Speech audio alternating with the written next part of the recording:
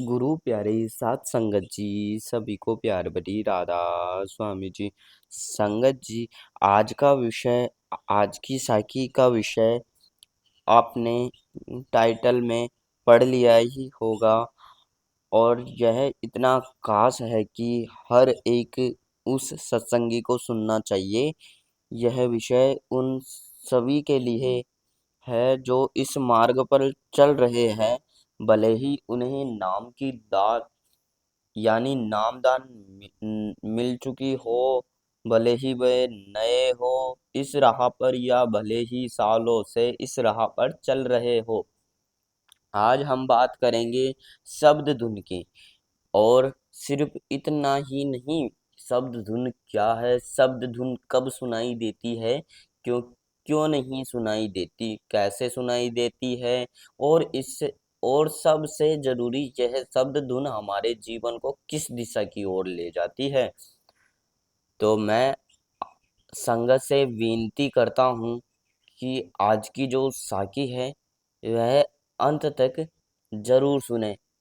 मन को थोड़ा शांत करो, सांसों को सामान्य रखो और इस बातचीत में पूरी तरह से उपस्थित रहो, क्योंकि यह विषय ऐसा नहीं है कि एक बार सुन लिया और भूल गए।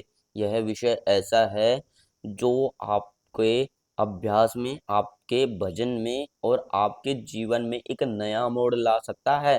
तो चलिए शुरू करते हैं यह साखी।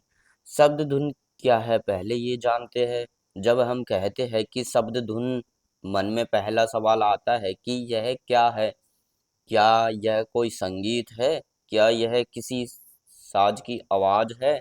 क्या यह किसी बाहरी चीज से आती है? नहीं, शब्द धुन वह आवाज है जो परमात्मा के घर से आती है, जो हमारे अंदर से पैदा होती है, जो इस पूर्ण सृष्टि में, इस पूरे ब्रह्मांड में लगातार गूंज रही है। और हमारे शरीर के अंदर भी पहले हम यह जानते हैं कि इसे किन किन नामों से पुकारते हैं। शब्द नाम, धुन नाम, हनद नाम, सूरत शब्द, ओहकार और भी कई नाम होते हैं। पर यह सारे नाम एक ही सत्य की ओर इशारा करते हैं। वह आवाज जो बिना किसी को साज के, बिना किसी की बाहरी साधना के स्वतः सिद्धि और लगातार बजती रहती है।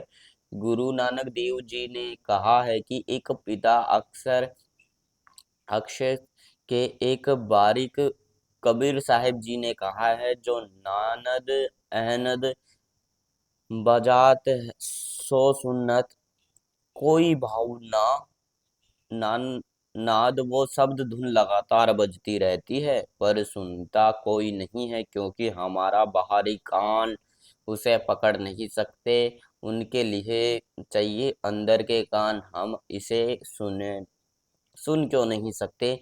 अब सबसे बड़ा सवाल यही है कि अगर यह शब्द धुन हमारे अंदर है ही है, तो फिर हम इसे सुन क्यों नहीं सकते? इसका जवाब बहुत ही सीधा है। जैसे किसी कमरे में एक बहुत मधुर संगीत बज रहा हो और साधना ही एक बहुत तेज शोर भी हो, तो उस मधुर संगीत को सुनने के लिए सबसे पहले उस शोर को बंद करना पड़ेगा। हमारे जीवन में वह तेज शोर क्या है? बाहरी इंद्रियों का खिंचाव, आंखें बाहर देख रही है, कान बाहर की आवाजें सुन रहे हैं, मन बाहर भटक रहा है, विचारों का तूफान। हम जब भी बैठते हैं, मन में हजारों विचार आने लगते हैं। कल क्या हुआ, कल क्या होगा, फलाने के घर क्या हुआ, उसके घर में क्या हुआ, फलाने के कितने पैसे हैं। यह सब विचार अंतिम सैलसिला है। सिमरन की कच्चाई सच्चाई, जब तक सिमरन पक्का नहीं होता तब तक मन एकाग्र नहीं होता, और जब मन एकाग्र नहीं होता तो अंदर की आवाज सुना ही नहीं देती। शरीर में बेचैनी, शरीर में दर्द, बेचैनी होता है। आसान आसन टिकता नहीं, तो भजन में मन लगता नहीं। अभ्यास की कमी, शब्द सुनना एक कला है, एक अभ्यास है। जैसे तैरना सीखने के लिए पानी में उतरना पड़ता है, वैसे ही शब्द सुनने के लिए मंझन में टिकना पड़ता है। भजन सिमरन म, में फर्क, यह बात बहुत लोगों ने कहा है। सिमरन और भजन में फर्क होता है, यह बात कई लोगों ने कहा है।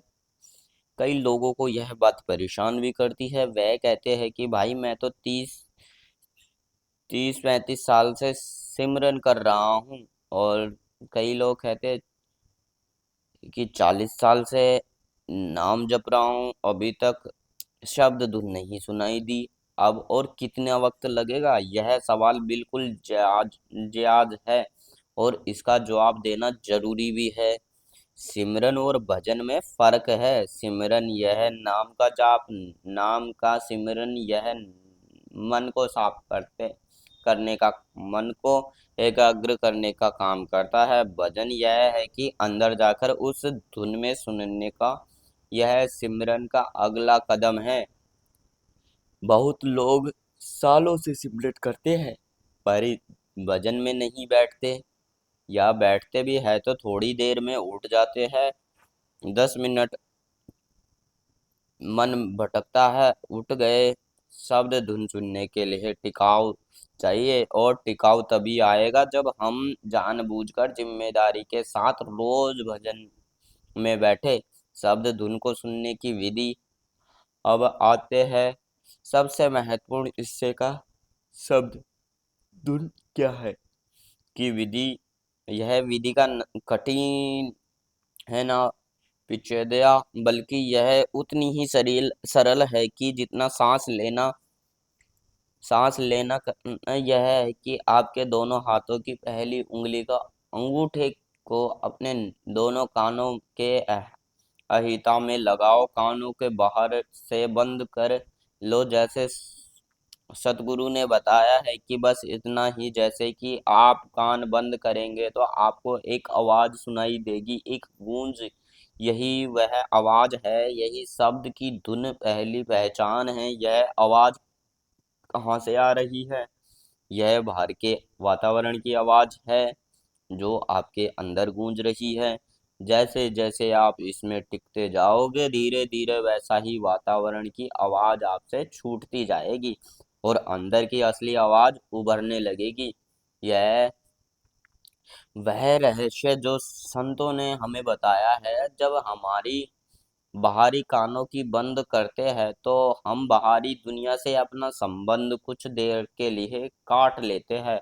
जैसे किसी के कमरे में खिड़की बंद करने से बाहर का शोर कम हो जाता है और अंदर की शांति महसूस होती है, वैसे ही कान बंद करने से बाहरी इंद्रियों का खिंचाव कम होता है और अंदर की जो और ध्यान जाता है। जब बाहर के कान बंद होते हैं तो सूक्ष्म इंद्रियां जागृत होने लगती है और वे सूक्ष्म इंद्रियां उस शब्द धुन को पकड़ने में समर्थ है। आसान की महत्ता। अब यहाँ एक बहुत जरूरी बात करनी है। आसान की संतों ने अलग अलग आसन बनाए हैं। कोई आलकती पालकती मारकर, कोई चौकड़ी मारकर बैठता है। चौकड़ी मारकर बैठने की बात करता है, कोई सीधे पीठ की बात करता है, कोई आंखें बंद करके बात करता है। यह सब उनके अपने अपने तजुर्बे है और यह सब सही मंजिल पर एक ही है। शब्द धुन सुनना और मंजिल तक पहुंचने का रास्ता अलग अलग हो सकते हैं। अगर आप 40 साल के हो तो शायद आप जमीन पर पालकती मारकर 2 घंटे 2 घंटे बैठ सकते हो।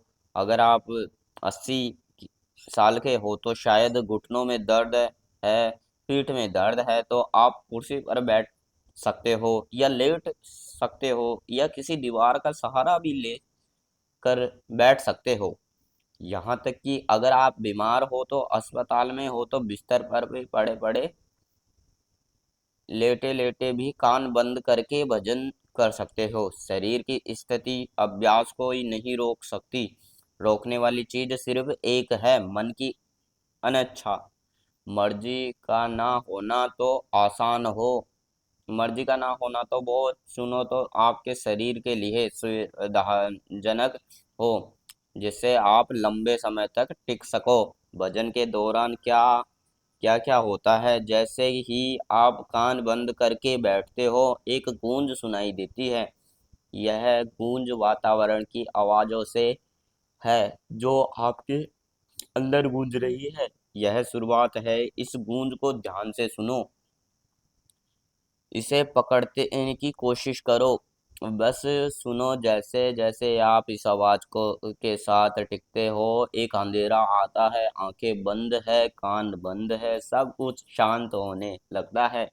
यह अंधेरा घबराहट की बात नहीं है, यह अंधेरा शुभ संकेत है। जैसे रात के बाद सुबह आती है, वैसे ही इस अंदरूनी अंधेरे के बाद प्रकाश आएगा। विचारों को चैनलाइज करना। सिमरन में जब हम बैठते हैं तो विचार बहुत तेज से आते हैं, एक के बाद एक झुंड में। पर भजन में खास करके जब कान बंद होते हैं, हम अंदर की ओर ध्यान लगाते हैं, विचार धीमे हो जाते हैं। ध्यान से लोगों को एक विचार आता है, धीरे धीरे आता है, गूंज जाता है, फिर थोड़ी देर बाद दूसरा आता है। यही वही होता है जिसे कहते हैं मन का शांत होना। अब यहाँ आप किया हुआ सिमरन काम आता है। जब कोई विचार आए तो घबराओ ना, उस विचार में धक्के से हटाओ की कोशिश भी ना करो। बस नाम को याद करो, वह नाम जो आपने बाहर सिमरन से जपा है वह अंदर आपकी रक्षा करेगा। उस नाम के सहारे वह विचार एक नया रास्ता लेकर बाहर निकल जाएगा। इसे कहते हैं चैनलाइज करना।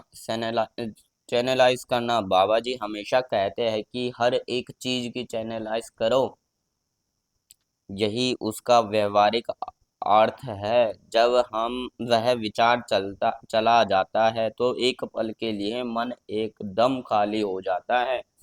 उस खालीपन को महसूस करो। उस खालीपन में आवाज गूंजती है, वो शब्द धुन। यह पल बहुत छोटा होता है, शुरू में शायद एक एक 10 सेकंड का, पर अभ्यास के साथ वह पल लंबा हो जाएगा। यह आवाज धीरे धीरे अपना स्वरूप बदल लेती है। पहले एक झलक गूंजती है, फिर सुरी ध्वनि, फिर शायद घंटी जैसी आवाज, शायद बांसुरी जैसी, शायद कुछ और। हर किसी के लिए यह तजुर्बा अलग अलग हो सकता है। आवाज कहाँ से आती है, और यहाँ यहाँ एक बहुत जरूरी बात, सब धुन कहीं से भी आ सकती है। कुछ लोग कहते हैं कि दाएं कान से आती है, कुछ लोग कहते हैं बाएं कान से आती है, कुछ लोग कहते हैं ऊपर से, कुछ कहते हैं नीचे से। भाई इसके चक्करों में ना पड़ो, जहां से आए आने दो। शरीर के किसी भी हिस्से से यह जागृत हो सकती है। यह परमात्मा की मौज है। हमारा काम है सुनना, टिकना, जुड़ना गुरु की भूमि। यहाँ एक और बात जाननी जरूरी है। जब हम भजन में बैठते हैं और आवाज के करीब पहुंचते हैं तो हम अकेले नहीं होते। सतगुरु का सूक्ष्म स्वरूप हमारे साथ होता है। जो ध्यानात्मक नाम हमें दिया गया है वह सिर्फ जाप के लिए नहीं, वह एक जीवित शक्ति है जो अंदर काम करती है। जब हम भजन में उस आवाज के पास होते हैं और सक्षम नहीं हो पाते हैं कि यह वह है या नहीं, तो गुरु खुद इशारा कर देते हैं। इस तजुर्बा होता है जो कह देते हैं हाँ यही है। शायद एक अलग सी शांति, शायद एक हल्कापन, शायद एक खिंचाव उस आवाज की ओर।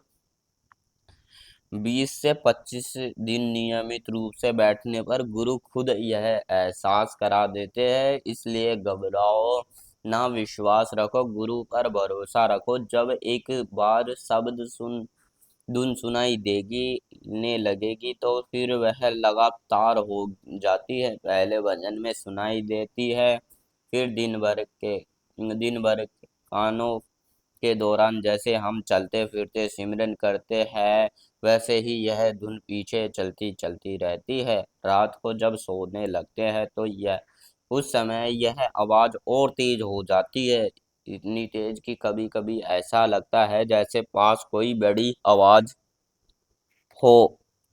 यह डरने की बात नहीं है, जागृति का संकेत है। आवाज का प्रकाश में बदलना शब्द धुन के बाद अगला तजुर्बा है। शब्द का प्रकाश पहले धुन सुनाई देती है, फिर वह धुन एक प्रकाश के रूप में ले लेती है। अंदर एक ज्योति दिखाई देती है, एक रोशनी जो किसी भारी साधना से नहीं आती। यह वही तजुर्बा है जिसकी बात संतों ने बार बार की है। गुरु नानक देव जी ने कहा है, अंदर की सच बाहरी सच। करीब साहेब जी ने कहा है, ज्योति से ज्योत जग जाए। मीराबाई ने कहा है, मेरे तो गिरधर गोपाल दूसरो ना कोई। यह सब उसी की एक तजुर्बे की ओर इशारा है। अंदर का प्रकाश रुकावटें और उनका हल शरीर से दर्द है। यह सबसे आम बहाना है। भाई यह बहाना छोड़ दो। पीठ में दर्द है तो कुर्सी पर बैठो, घुटनों में दर्द है तो लेट जाओ, सिर में दर्द है तो दीवार के टेक लगा लो, अस्पताल में हो तो बिस्तर पर लेट के कान बंद करो। कोई इस भी स्थिति भजन सिमरन को रोक नहीं सकती। बस कान बंद होने चाहिए और ध्यान अंदर होना चाहिए। समय नहीं है, यह भी एक बड़ी रुकावट है। सोचो, क्या आपके पास खाने का समय है, सोने का समय है, मोबाइल देखने का समय है, टीवी देखने का समय है, तो भजन का समय भी होगा। बाबा जी कहते हैं, जैसे काम पर जाना फर्ज है वैसे ही भजन भी करना फर्ज है। अगर काम नहीं जाओगे तो तनख्वाह नहीं मिलेगी, अगर भजन नहीं करोगे तो वह आत- आत्मिक खजाना नहीं मिलेगा जो गुरु ने देने का वादा किया है। मन नहीं लगता, यह सभी बहुत लोग कहते हैं। भाई, मन कब लगता है? जब कोई चीज पसंद हो, जब कोई चीज अच्छी लगे, जब उसमें रस आए। शुरू शुरू में भजन में रस नहीं आता क्योंकि हमने उसे चखा ही नहीं है। पर जिस दिन थोड़ा सा दिन भी स्वाद मिला, उस दिन के बाद मन खूब उस तरफ खिंचता चला जाता है। इसलिए पहले फर्ज समझ कर बैठो, बाद में लगाव आ जाए यह हमारे बस की बात नहीं है। यह सबसे बड़ी गलती है कि भाई परमात्मा ने यह शब्द धुन सभी के लिए बनाई है। यह किसी एक के लिए नहीं, यह किसी खास जाति धर्म या स्तर के लिए नहीं। जिसके भी अंदर आत्मा है और आत्मा सभी के अंदर है, उसे अंदर यह शब्द धुन भी है।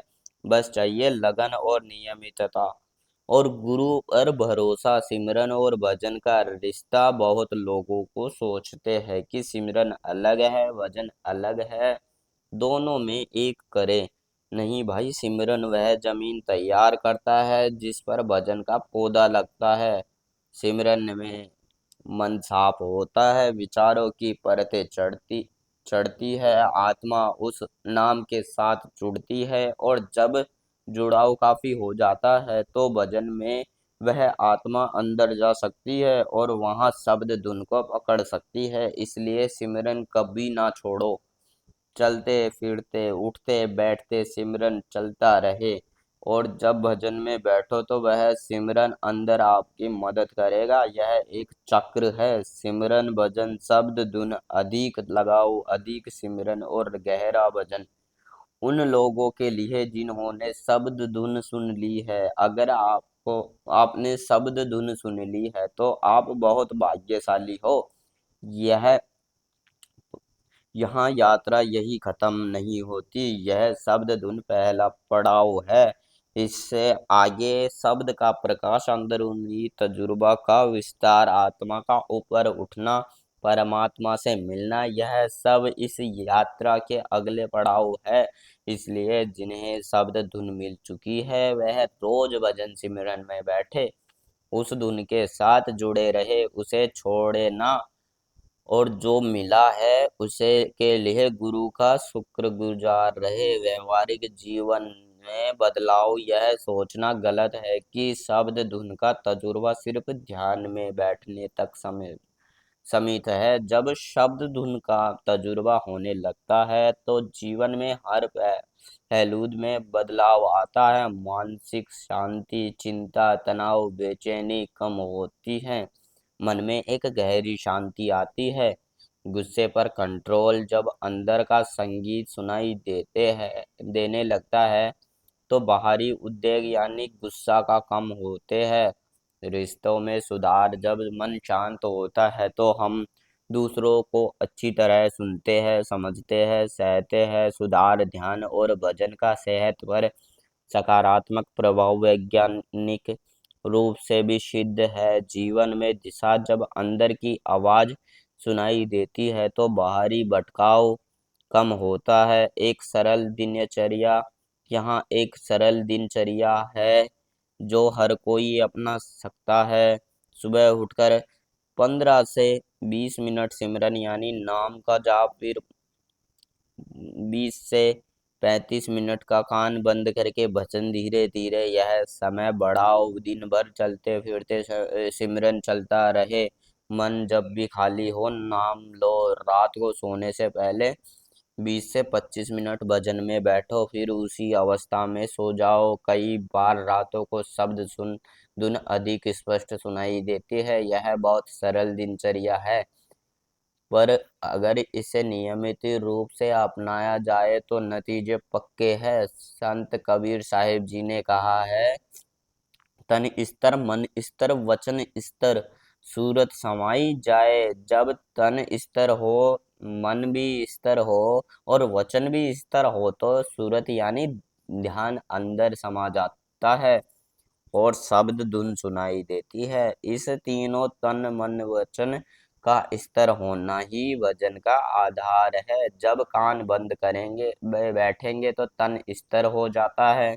जब सिमरन के सहारे विचार चैनलाइज होते हैं, मन स्तर होता है। जब बाहरी बातचीत बंद हो जाती है, वचन स्तर होता है, और इस तीनों के स्तर होने के बाद वह शब्द धुन सुनाई देती है। गुरु नानक देव जी ने फरमाया है, नाम जापो, नाम जपो, नाम बिन सब झूठ। नाम के बिना सब कुछ व्यर्थ है। नाम ही वह धागा है जो हमें शब्द धुन से जोड़ता है। हुजूर महाराज जी कहते हैं कि अगर गुरु से नाम की दात मिल चुकी है तो नाम जपो, फर्ज समझकर जपो, भाना सम्मान कर जपो, पर जपो जरूर। यह बात पल्ले बांध लो, गुरु ने नाम दिया है, यह एक तोहफा नहीं है, यह एक जिम्मेदारी है। जैसे नौकरी मिलने पर काम करने की जिम्मेदारी आती है, वैसे ही नाम मिलने पर उन्हें जपने की, भजन करने की जिम्मेवारी आती है। और यह जिम्मेवारी निभाओगे तो वह शब्द धुन जरूर सुनाई देगी। कोई बहाना नहीं, कोई देरी नहीं, अब आज से ही शुरू करो। गुरु को आज हमने बात की, आज से ही शुरू करो कि संगत जी, आज हमने बात की शब्द धुन क्या है, यह क्यों नहीं सुनाई देती, इससे सुनने की सरल विधि, भजन के दौरान क्या क्या होता है, गुरु की भूमिया, आवाज का प्रकाश में बदलाव, रुकावटें और उनका हल, सिमरन और भजन का रिश्ता उन लोगों के लिए जिन्होंने शब्द धुन सुन ली है। व्यवहारिक जीवन से बदलाव, एक सरल चर्या, गुरु साहिब जी वचन, जिन्होंने शब्द धुन सुन ली है उन्हें बहुत बहुत मुबारक। जिन्होंने अभी नहीं सुनी वे आज से ही इस अभ्यास को शुरू करें। बाबा जी महाराज की ओर से आपको बहुत बहुत ढेर सारी शुभकामनाएं। तो संगत जी, आपसे विनती है, आपको हमारी यह साखी अच्छी लगे तो आप हमारी वीडियो को लाइक करें और हमारे चैनल को सब्सक्राइब करें ताकि हर रोज़ नई नई साखी सुनने को मिले। राधा स्वामी जी।